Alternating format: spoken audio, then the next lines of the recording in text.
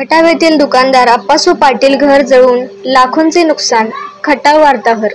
मिरज तालुक्यातील खटाव येथील दुकानदार आप्पासू पाटील यांचे मळ्यातील घर जळून सुमारे 8 लाखांचे नुकसान झाले.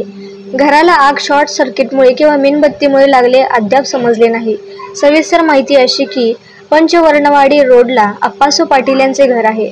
रात्री 10च्या सुमारास राहत्या घराला लागून असलेल्या खोलीला आग लागल्याने किराणा मालाचे साहित्य, विविध प्रकारचे मशीन, संसार उपयोगी साहित्य व सोने जळून गेले आहे. यामध्ये शेवाई मशीन, चटणी मशीन, पॅकिंग मशीन, लसूण कांदा पेस्ट मशीन इत्यादी सुमारे 4 लाखांचे मशीन जळले आहे. तसेच संसार उपयोगी साहित्यांमध्ये बेड, तिजोरी, किराणा मालाचे साहित्य, गहू, साबण, मीठ आणि पिकअपचे कागदपत्रे आणि लायसन्स, इतर महत्त्वाचे कागदपत्र व कानातील व नाकातील सोने जळून सुमारे 3 लाखांचे नुकसान झाले आहे.